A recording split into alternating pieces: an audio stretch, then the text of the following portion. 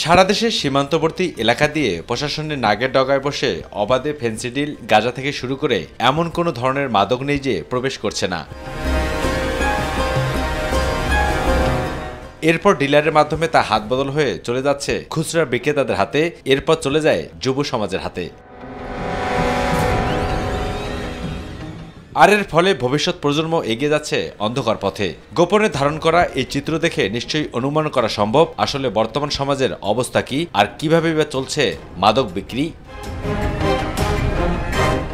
এমন প্রেক্ষাপট এখন সারা দেশে, আর তাই বিশ্ব স্বাস্থ্য সংস্থার সাবেক আঞ্চলিক উপদেষ্টা ওই স্বাস্থ্য বিশেষজ্ঞ বলছেন মাদক মৃত্যুর অপর নাম। তুলে ধরেন মাদক সেবনের ফলাফল এবং ভবিষ্যতে শারীরিকভাবে এর ক্ষতির প্রভাব গড়ে উঠবে। এবং এই জায়গায় পারিবারিক দায়িত্বটা হলো তাদের সাথে সহমর্মিতা, সহযোগিতা মানে এই না যে মাদক দিয়ে সহায়তা করা। তার যে শরীরের সবচেয়ে মস্ত বড় ক্ষতি যেটা হয় সেটা লিভার সিরোসিস, মানে লিভার ড্যামেজ। এবং লিভার ড্যামেজ যখন হয়ে যায় তখন কিডনি থেকে শুরু করে অন্যান্য যে সমস্ত যন্ত্রগুলি আছে সেই জায়গার মধ্যে এটা এফেক্ট করে, এবং এফেক্ট করলে পুরো শরীরেই আলটিমেটলি একটা সমস্যার সৃষ্টি হয়।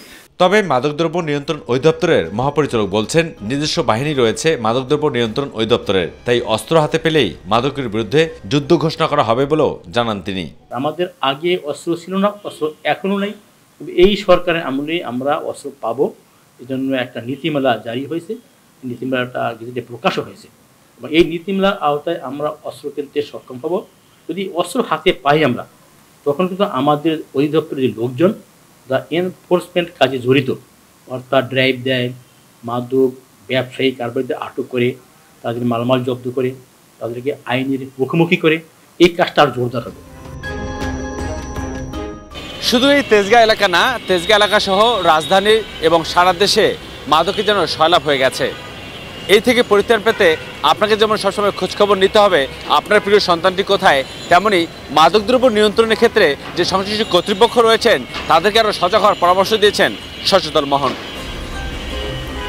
অবশ্যই তপু, মাই টিভি, ঢাকা।